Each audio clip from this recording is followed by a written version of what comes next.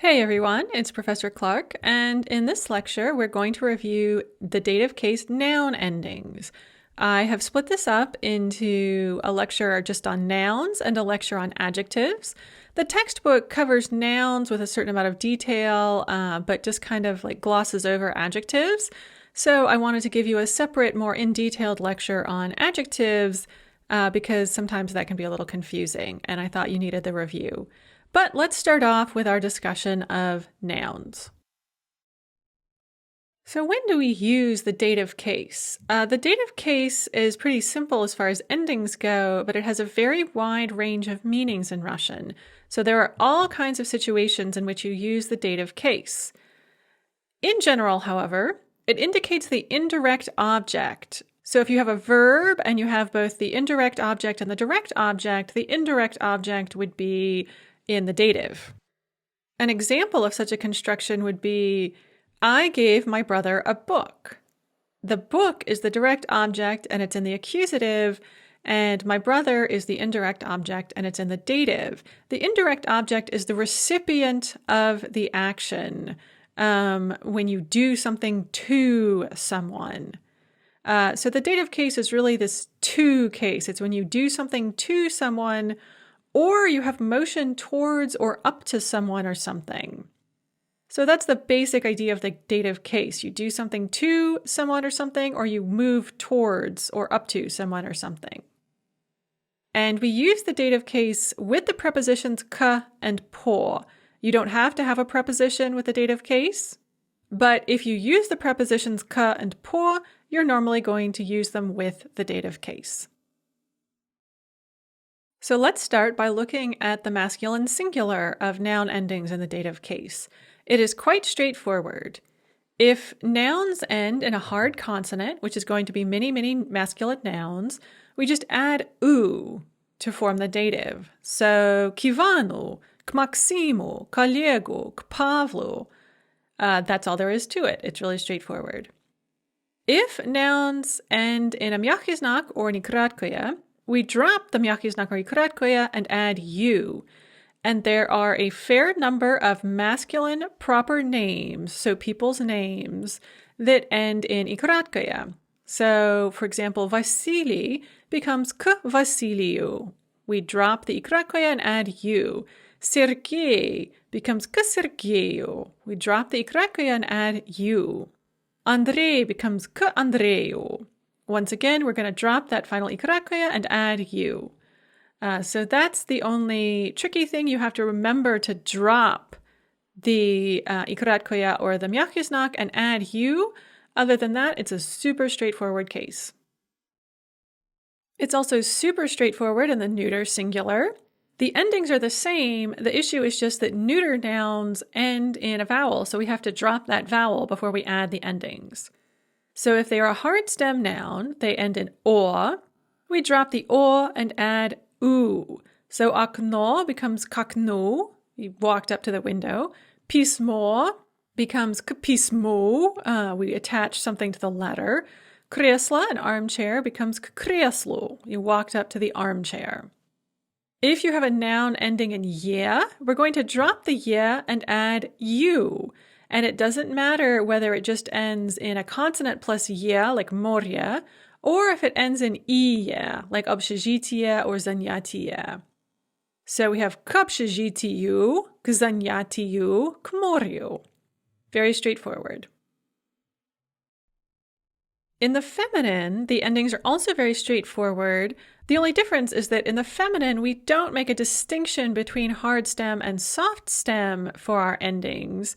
We have this other distinction where we distinguish between nouns that end in a consonant plus a or ya, or nouns that end in mjaki znak or iya. So let's look at nouns that end in either a or ya added directly to a consonant.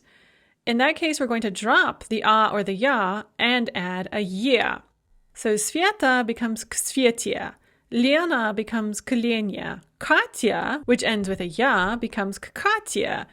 Exactly the same as Svieta and Lena, which are hard stem. Pasha, which is husher stem, also becomes kpashya. We just add the ye. Sasha, also husher stem, ksashya. Alyosha, Kalyosha. And note that we use these endings regardless of whether we're talking about a man or a woman. The important thing is that the noun ends in a or ya.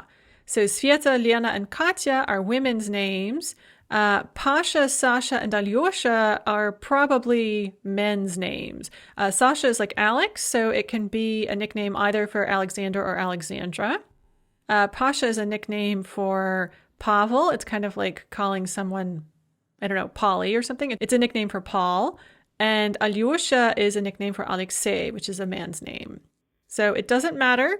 Technically, Sveta, Lena, and Katya are grammatically feminine, and Pasha, Sasha, and Alyosha, if they're referring to men, which they normally are going to, are grammatically masculine, but they take the same endings because they end in a or ya. And then we can have feminine nouns ending in a mjaki znak or an iya. All of these are soft stem nouns, but not all soft stem nouns follow these rules, only those that end in mjaki znak or iya. In that case, we're going to drop the mjaki znak or the ya and add an i. So Lyubov is a woman's name, and it ends in mjaki znak, and we can say k Lyubovi. And it's important to note that Lyubov, when it's just a regular noun, meaning love, drops the o. That o is a fleeting o. However, if it's a proper name, and it's the Russian equivalent of charity, so faith, hope, and charity, the trinity of virtues, and Lyubov is charity or love. So when it's a proper name meaning charity or brotherly love, we don't drop the o. It doesn't fleet. It's not a fleeting o. So we keep it and we say k Lyubovi. Or we can have the name Maria, k Marii, or Yulia, k Yulii. And that's not a huge group of nouns, but again, there are a number of popular names that end in iya, like Maria, Maria, and Yulia, Julia. So you do need to know these endings to decline those proper nouns, those people's names correctly. And then we have the plural. And with the plural, it doesn't matter whether the noun was originally masculine, feminine, or neuter. It just depends whether it was hard stem or soft stem. Remember, hard stem nouns are those that end in hard consonants o or a. And in that case, they're going to take in the dative plural. So, k vracham, to the doctors, k profesoram, to the professors, k sestram, to the sisters, k mamam I papam, to mothers and fathers. And then soft stem nouns, which are those that end in mjaki znak, they can be either masculine or feminine. Either way, they're soft stem. Ye or ya take yam in the dative plural. So, k prepodavatelям, to the instructors, k loshadyam, to the horses, po voskreseniyam, on Sundays.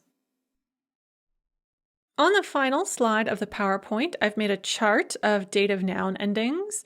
I've divided it into hard stem, soft stem, and velar and husher stem. So for masculine and neuter, hard stem is going to be oo, and soft stem is going to be you. For feminine, hard stem is going to be yeah, always. Soft stem is going to be yeah if it ends in a consonant plus ya, like Anya or Katya. And it's going to be I if it ends in a mjaki znak or iya. So Maria becomes Marii, Lyubov becomes Lyubovi. And for plural, hard stem is going to be and soft stem is going to be yam. And I've also included velar husher stems, but in this case, they are just all treated as hard stems. So masculine and neuter is going to be oo, feminine is going to be yeah, and plural is going to be So that's it. It's pretty straightforward. Hopefully you found that helpful. And next we will turn to adjectives.